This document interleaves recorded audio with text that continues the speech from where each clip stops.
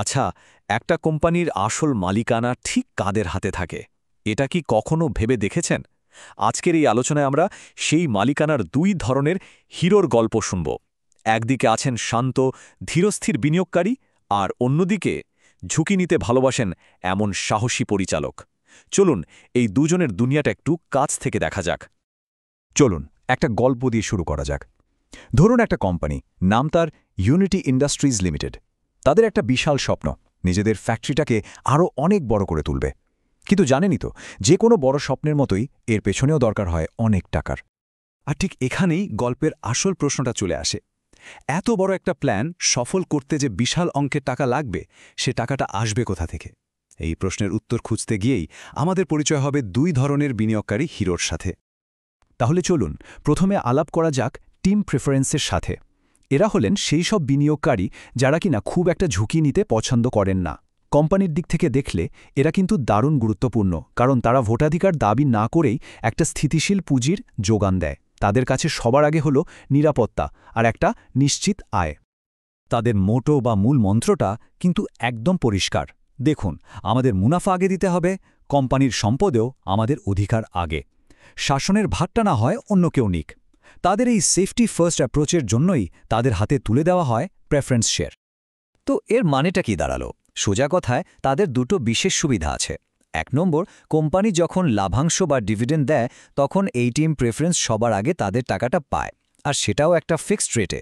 আর ২ নম্বর, ধরুন কোনো কারণে কোম্পানি বন্ধ হয়ে গেল, তখন সব দেনা পাওনা মিটিয়ে যা বাকি থাকে সেখান থেকে তাদের মূলধনটা সবার আগে ফেরত দেওয়া হয়। এখন কথা হলো, ভোটাধিকারের কি হবে?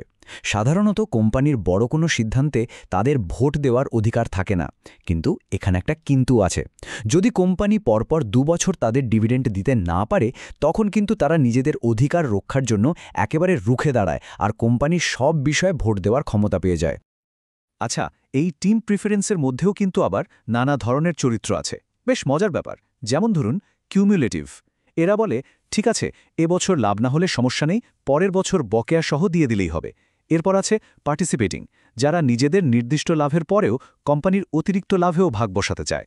রিডিমেবলরা আবার একটা নির্দিষ্ট সময় পর তাদের টাকা ফেরত নিয়ে শান্তিতে বেরিয়ে যেতে চায়, যা কোম্পানির ক্যাপিটাল ম্যানেজমেন্টে বেশ সাহায্য করে। আর সবশেষে কনভার্টেবল। এরা স্বপ্ন দেখে যে একদিন তারা ইকুইটি হিরো হয়ে উঠবে, মানে তাদের শেয়ারটা একটা সময় গিয়ে সাধারণ শেয়ারে বদলে যাবে। বেশ, টিম প্রেফারেন্সের কথা তো হলো। চলুন এবার গল্পের দ্বিতীয় হিরোর সাথে পরিচয় করা যাক।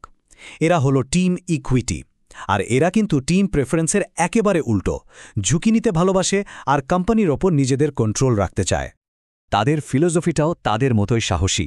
তারা মনে করে, যেহেতু তারাই বিজনেসের সবচেয়ে বড় ঝুঁকিটা নিচ্ছে, সেহেতু কোম্পানির আসল চালকের আসনে বসার অধিকারটাও তাদেরই। আর এই সাহসের পুরস্কার হিসেবেই তারা পায় ইকুইটি শেয়ার। আসলে এই ইকুইটি শেয়ার হোল্ডাররাই কিন্তু কোম্পানির সত্যিকারের মালিক। কোম্পানির ছোট বড় প্রত্যেকটা গুরুত্বপূর্ণ সিদ্ধান্তে ভোট দেওয়ার পুরো ক্ষমতা থাকে তাদের হাতে। তবে এই ক্ষমতার একটা দামও দিতে হয়। তাদের ডিভিডেন্ড কিন্তু একদমই নির্দিষ্ট নয়। কোম্পানির লাভ হলে অনেক বেশি, আবার না হলে কিছুই না। আর যদি কখনো কোম্পানি বন্ধ হয়ে যায়, তাহলে সবার দেনা পাওনা মিটিয়ে শেষে যদি কিছু বাঁচে, তবেই তারা পায়। তো এখন তো আমরা দুই হিরোকেই চিনে ফেললাম। চলুন না এবার তাদের পাশাপাশি রেখে দেখি পার্থক্যগুলো ঠিক কোথায়।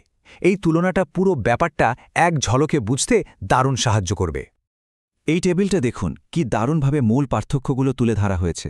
ঝুঁকি প্রেফারেন্সের জন্য কম, কিন্তু ইকুইটির জন্য সর্বোচ্চ। রিটার্ন বা পুরস্কারের কথা বললে প্রেফারেন্সের জন্য সেটা সীমিত আর নির্দিষ্ট, কিন্তু ইকুইটির জন্য লাভের সম্ভাবনা বলতে গেলে অসীম। আর ক্ষমতার কথা যদি বলি, প্রেফারেন্সের অধিকার সীমিত, কিন্তু ইকুইটির হাতেই থাকে সবকিছুর নিয়ন্ত্রণ। তাহলে এই পুরো গল্পের শেষে আমরা কি শিখলাম? আমাদের সেই ইউনিটি ইন্ডাস্ট্রিজ লিমিটেডের মতো যে কোনো কোম্পানির সাফল্যের জন্য কি শুধু একজন হিরোই যথেষ্ট, নাকি দুজনেরই দরকার আছে? ঠিক ধরেছেন, একটা কোম্পানির সত্যিকারের উন্নতির জন্য আসলে দুই ধরনের হিরোকেই লাগে।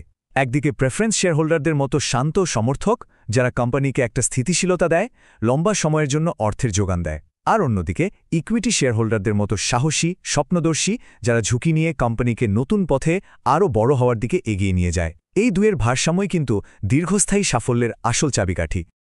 তাহলে শেষ প্রশ্নটা হলো বিনিয়োগের দুনিয়ায় কোন পথে হাঁটা উচিত? টিম প্রেফারেন্সের মতো নিরাপদ আর নিশ্চিত আয়ের পথে, নাকি টিম ইকুইটির মতো ক্ষমতা আর সীমাহীন সম্ভাবনার পথে? সত্যি বলতে এটা পুরোপুরি একজন বিনিয়োগকারীর নিজস্ব দর্শন আর ঝুঁকি নেওয়ার ক্ষমতার ওপর নির্ভর করে। বেশ ভাবনার মতো একটা প্রশ্ন, তাই না?